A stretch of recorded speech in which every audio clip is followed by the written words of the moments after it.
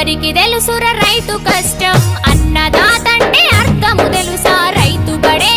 ఆత్మ బాధ ఓసారి వచ్చి నువ్వు చూసిపోరా నీ వెనక ఉన్నా